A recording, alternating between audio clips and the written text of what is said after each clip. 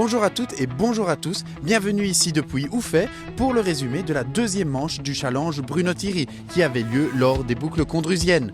Sans plus attendre, rentrons dans le vif du sujet. Le premier constat est que les boucles condrusiennes n'ont pas été tendres avec les candidats au challenge Bruno Thierry. Dès la première spéciale, on perdait Antoine Delmoitier dont une pierre a tranché sa durite de frein et Luc Cravillon qui a cassé son moyeu avant gauche. Le constat est même pire pour Lucas Thirion qui n'a pas pu prendre le départ à cause d'un problème d'embrayage. À la différence de tout ce beau monde, Sophie Lallemand, que nous retrouvons ici en caméra embarquée, a passé les 4 premières spéciales sans encombre. Frein avant zone, T gauche 4. Ouais, nickel, tout d'un tu là. T gauche 4. Et 50 gauche 1 à fond. Sa Suzuki Swift est un peu moins performante que le reste du plateau et elle doit donc surtout veiller à remporter sa classe. Et de ce côté-là, c'est bien parti pour l'équipage l'Allemand Cornet puisqu'il possède, après 4 spéciales, 13 secondes d'avance sur Xavier Samels. Au général, Sophie Lallemand et Maxime Cornet pointent à la 42e place. Un résultat tout à fait honorable, même si la manétoise en veut un peu plus. Nickel. Trop lent. Mais j'ai l'impression qu'elle a pas de punch. Dans la première partie de la show, ouais. Après, ça a été un peu mieux. Après un tiers du rallye, on retrouve en 6e position du challenge Bruno Thierry, Alexandre Willems. Associé à Quentin Lambion, il amène sa Peugeot 106 à la 6e place de la classe 2.5 et à la 32e position du général. Malheureusement, Alexandre Willems est déjà à 45 secondes de Matteo Dinja et ne pourra donc de fait pas venir se mêler à l'haletante bagarre qui se profile dans le top 5.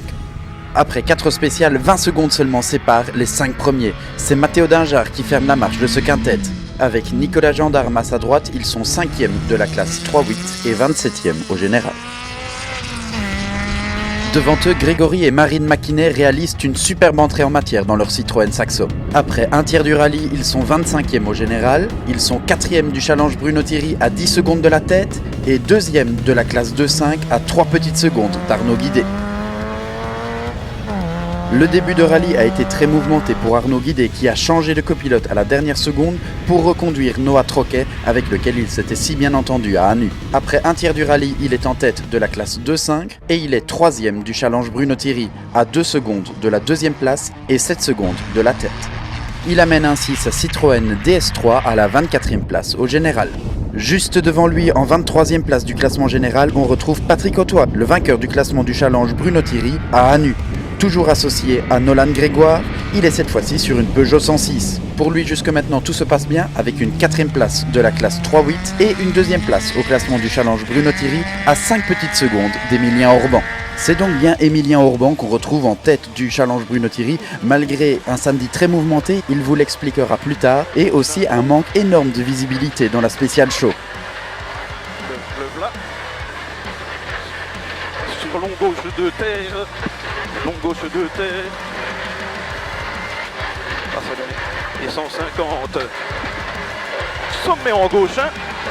Sommet en gauche 1. Attention. Emilien Orban et Brieuc van de Vliet amènent leur Peugeot 106 à la 21e place au général et en 3e position de la classe 3.8.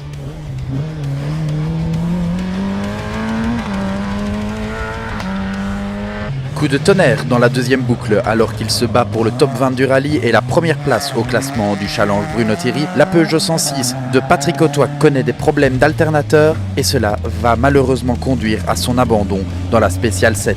Coup dur pour le premier leader du challenge Bruno Thierry qui sera contraint de laisser sa place sur le trône.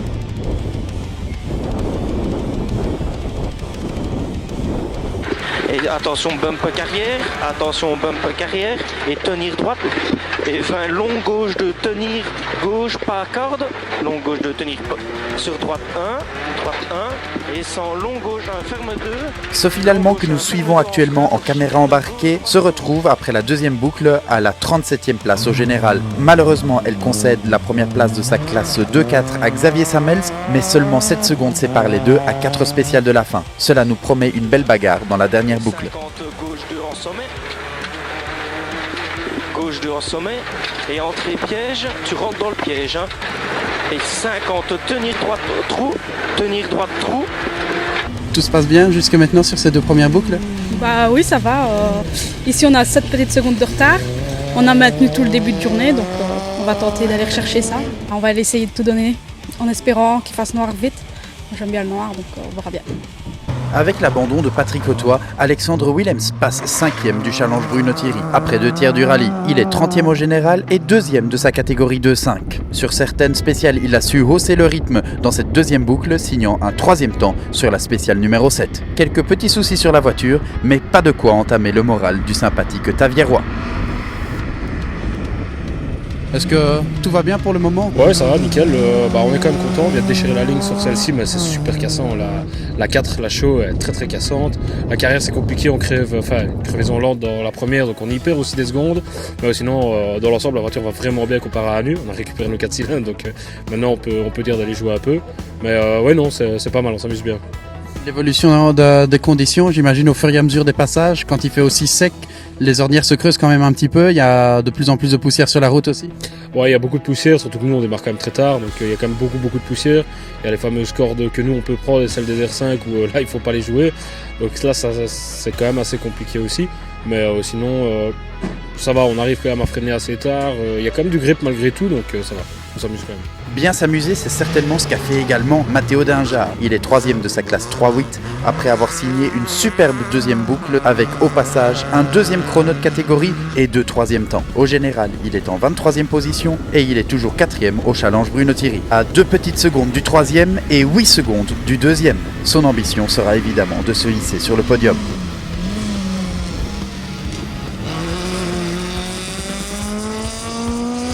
Oui, ça va. On a fait une petite erreur qui nous fait perdre un peu de temps, mais au fond ça va, on est toujours là.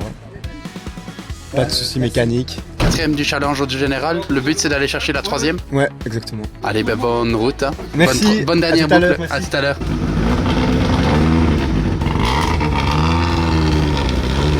Pour aller chercher le top 3, il faudra repasser devant Grégory Maquinet. En effet, Maquinet a connu un tête-à-queue dans la spéciale numéro 5, ce qui lui a fait perdre 20 secondes. Mais ensuite, il a signé 3 fois le meilleur temps de sa classe 2-5 pour récupérer tout le temps perdu et se réinstaller devant Matteo Dingeard. L'appétit vient en mangeant, il est maintenant bien en jambes et espère aller chercher la première place de sa catégorie. Pour cela, il doit encore reprendre 6 secondes à Arnaud Guidet. Jusque maintenant, vous êtes 3e au challenge Bruno Thierry après 2 boucles et 2e de catégorie, donc je dirais que tout se passe bien. Oui, tout se passe bien. On s'est fait une petite frayeur dans la une. On perd 15-20 secondes, je pense. Et là, on revient. On est qu'à 6 secondes de la première place. On va bien voir pour essayer de les avoir et surtout de ramener la voiture le soir. J'attaque quand même, je roule. On ne prend pas le dernier risque pour ne pas casser la voiture, évidemment, mais il ne faut pas plus, c'est bien comme ça, je pense. Vous avez un peu moins d'expérience que certains concurrents. Là, sur les 2 dernières spéciales, ce sera des spéciales en nocturne. Est-ce que vous en avez déjà disputé quelques-unes? J'adore le noir, donc on verra bien. Arnaud Guidet se retrouve ainsi dans une position un peu délicate, tiraillé entre l'envie de ne pas laisser revenir Grégory Maquinet, mais également l'envie d'être premier au challenge Bruno Thierry. Après l'abandon de Patrick Autois, c'est en effet lui le favori pour prendre le fauteuil de leader. Sa deuxième boucle est la définition même de constance, avec 4 fois le 2e chrono de la classe 2-5. Il est en tête de sa catégorie et 21e au général. Pour prendre la première place du challenge Bruno Thierry dans ce rallye-ci, il devrait encore reprendre 22 secondes à Emilien Orban. Bon, ça va, il y a un peu d'huile ici, je sais pas trop ce que c'est. Donc on va regarder à ça. On va partir de plus belle. Hein. La dernière boucle de spécial, certainement encore avec un peu de lumière et puis de spécial nocturne. Les 2 dernières avec les phares, on verra, mais on sera certainement un peu moins performant. Donc voilà. On va faire au mieux, on va essayer de terminer, ce serait la plus belle des choses. Attention, Cassie tenir droite. Attention, Cassie tenir droite. Ça non. Droite, 50 gauche, attention, c'est donc le leader du challenge Bruno Thierry après 2 tiers du rallye que nous retrouvons ici en caméra embarquée avec Emilien Orban. Il a consolidé son avance dans toute la deuxième boucle en signant même un 18e chrono toute catégorie confondue dans le 2e passage de la spéciale Show à Vervoz. Il est ainsi 20e au général et toujours 3e de sa catégorie 3-8. Son avance sur Arnaud Guidet est de 22 secondes, donc assez confortable, mais attention quand même au spécial nocturne. Et 100 mètres, droite 0 pour droite 0. Pour droite 0 et frein, attention on glisse pour T, gauche 3 gravier, tenir. Emilien, voilà, après 2 boucles, on dirait que tout va bien. En tête pour le moment du challenge Bruno Thierry, avec 2 positions d'avance sur Arnaud Guidet, tu es 20e au général. Quelles sont tes impressions après 2 boucles? Pour le moment ça va, un peu prudent au matin, fort prudent dans la deuxième boucle, un peu moins. On va un peu attaquer dans la troisième, mais avec ce qui nous est arrivé depuis quelques années, là, on espère terminer. Oui, et hier, ça a d'ailleurs été une assez longue journée. Qu'est-ce qu'il a fallu faire sur la voiture? La crémaillère avait pris un coup avec un nu qu'on n'avait pas vu. Donc hier, grâce à Loïc et à Lucas, mon beau-frère, et quelques personnes autour, et Alexandre Willems, qui est un concurrent au challenge, qui m'a prêté une crémaillère, on a mécaniqué toute la journée, géométrie à 23h, et voilà, on est là, tout va bien. Pour la troisième boucle, les conditions sont certainement sensiblement les mêmes que ce qu'on connaît jusqu'à présent, mais avec de la visibilité en moins.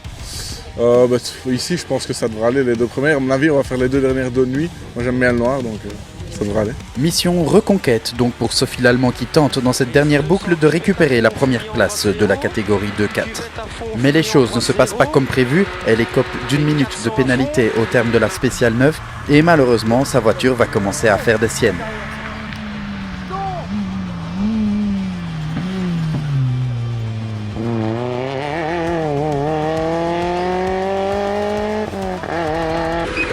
Elle va plus.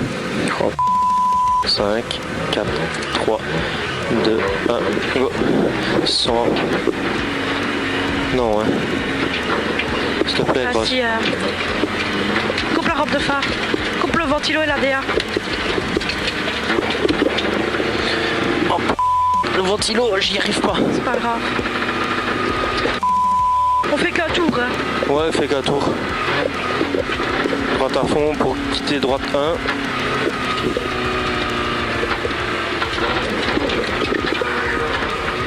Je regarde s'il y en a un qui arrive, ça. Mais c'est chaud. Je saurais pas. Elle est contrainte de s'arrêter dans la dernière spéciale, mais heureusement elle parvient à repartir et termine finalement le rallye à la 30e place, obtenant par ailleurs la deuxième position de la catégorie 2-4. Alors Sophie, ça va? Non, catastrophique. Plus de courant, plus rien. Donc on essaye de rentrer au parc. Et qu'est-ce qui s'est passé avec la voiture? Plus de courant. L'alternateur ne donne plus. Donc on va essayer d'aller jusqu'au parc et être au moins à l'arrivée, même deuxième, tant pis, voilà. En revanche, pour Alexandre Willems et Quentin Lambion, tout s'est parfaitement déroulé. Dans cette dernière boucle, ils signent des 4e, 5e et 6e temps de catégorie pour finalement terminer 5e de la classe 2-5 et 20e du rallye au général. Il est 5e meilleur performeur parmi les inscrits au challenge Bruno Thierry. Alexandre, tout s'est bien passé sur ce rallye, vous terminez sur une bonne note? Ouais, on termine sur une bonne note. Je pense qu'on vient de faire une belle spéciale malgré une robe de phare qui ne va qu'à moitié. Et dans la poussière, c'est une catastrophe. Dans le cassant, on voit que dalle. Mais je pense qu'au final, on finit quand même pas trop mal. Oui, des réactions que j'ai eues, c'est beaucoup ont éteint la lampe de phare justement à cause du manque de visibilité dans la poussière. Ouais, c'est ça. On a dû couper tant bien que mal la rampe aussi. Les boutons sont là, donc il est un peu loin. Donc je vais dire, ça me sort un peu de ma concentration. Maintenant, c'est pareil pour tout le monde, donc ça changerait. Voilà, en tout cas une bonne continuation et j'espère que vous avez pris beaucoup de plaisir ici. Ouais, beaucoup de plaisir, c'est à la maison, on ne sait faire que ça. Maintenant, on va faire un retour à la buvette. Allez, bonne guerre. Merci. Quelle bagarre on a eu entre Arnaud Guidet et Grégory Maquinet dans la classe 2-5. Arnaud Guidet a tout simplement été en tête pendant tout le rallye et c'est sur la toute dernière spéciale, la spéciale 12 de Vervoz-Hoquier, que Grégory Maquinet lui grille la politesse. Cela reste néanmoins un excellent rallye pour Arnaud Guidet qui termine à la 16e place au général et 2e de la classe 2-5. C'est lui le nouveau leader du challenge Bruno Thierry. Arnaud, cette dernière boucle, comment ça s'est passé? Ça a été, on s'est bien amusé, beaucoup de poussière, donc on voit rien, donc on a dû couper les phares et mettre les petits phares pour qu'on puisse voir quelque chose. Mais on s'est bien amusé, un grand merci à Noah, c'est lui qui a fait le boulot au final, donc si on en est là, on est arrivé, la voiture est là, donc je suis content. Pour Mathéo Dingeard et Nicolas Gendarme, l'objectif de cette dernière boucle était de se hisser dans le top 3 parmi les participants au challenge Bruno Thierry. Objectif réussi en débordant dans la toute dernière spéciale Arnaud Guidet pour 6 secondes. Grâce à cela, le duo se hisse dans le top 15 au général, obtenant la 4e place finale de la classe 3-8. Mathéo, comment ça s'est passé cette dernière boucle? Très bien, honnêtement c'était la plus belle boucle de toutes. Ouais, on a fait des beaux temps et c'était vraiment la plus belle boucle. On a amélioré au fur et à mesure de la journée, on n'a pas eu un problème sur la voiture. On a eu une bonne rampe, une bonne boîte. Donc ça a été. C'était même plus que bien puisque au terme des 1h23 de course, il échoue à une petite seconde d'Emilien Orban. Sur son cuvette, attention bout. Cuvette, attention bout. Et 500 mètres. Frein bien avant sommet, portée gauche 3, prête à... Meilleur performeur parmi les inscrits au challenge sur les 2 premières boucles, Emilien Orban s'est retrouvé dans les 2 dernières spéciales de nuit sans rampe de phare.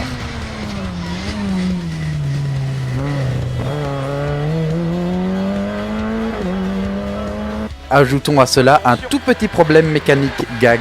Regardez bien les notes et l'excellente réaction de Brieuc Van de Vliet. Sur droite 0, droite 0. Et frein avant sommet pour droite 3. On voit rien. J'ai plus rien gros, j'ai plus rien. Plus de lumière gros, j'ai plus de lumière. Allez, profite.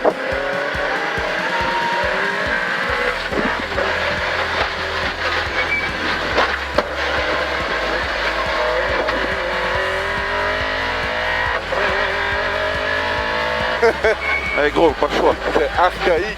Ouais. Long gauche de terre, non. Le droite 3, le droite 3. Ils perdent finalement la première place parmi les participants au challenge Bruno Thierry, mais sauvent une 14e place au général et la 3e de la classe 3-8. Beaucoup d'émotions quand même à la fin dans l'équipage Orban Van de Vliet qui, ces dernières saisons, a connu trop souvent la malchance. Emilien, comment ça va? Ouais, pas facile, sans phare franchement.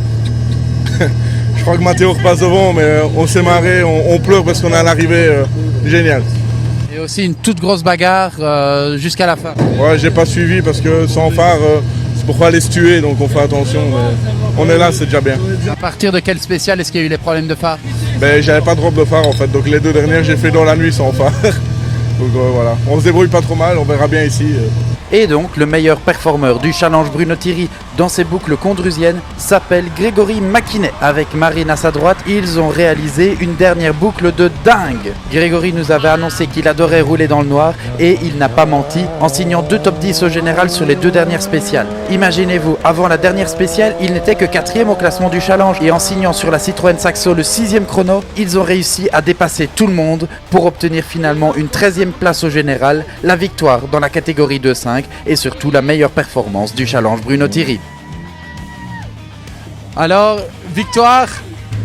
Ouais, victoire, c'était chaud. En plus, on perd la robe dans la première portion de la terre. Elle éclairait le ciel, je voyais rien, ça m'aveuglait à mort. Donc on a roulé sans robe et on gagne, enfin. Ouais, ça s'est joué vraiment à coup de secondes, c'était incroyable comme duel.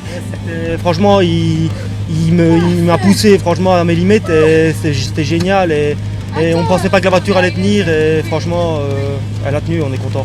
Avant de nous quitter, un petit point sur les classements. Grégory Maquinet termine donc 13e des boucles condrusiennes et marque 186 points. 14e place pour Emilien Orban, 15e place pour Mathéo Dingeard, 16e pour Arnaud Guidet, 20e pour Alexandre Willems et Sophie Lallemand termine à la 30e place. Patrick Cotois, Antoine Delmoitier et Luc Cravillon n'auront malheureusement pas terminé le rallye alors que Lucas Thérillon n'a pas pu prendre part. Au classement général du challenge Bruno Thierry, c'est donc Arnaud Guidet qui prend la tête après 2 manches. Il compte 367 points, soit 26 de plus que le deuxième, Alexandre Willems. On retrouve en 3e place Mathéo Dingeard, qui compte 28 points de retard sur Arnaud Guidet, et la 4e place revient à Sophie Lallemand, qui en compte 32 de retard. On retrouve ensuite en 5e place Patrick Cotois, et c'est 189 points, puis Grégory Maquinet est 6e avec 186, suivent ensuite Emilien Orban avec 183 et Loris Fonder avec 182. Nous vous remercions de nous avoir suivis, et nous vous disons à la prochaine avec le rallye de la Salamandre.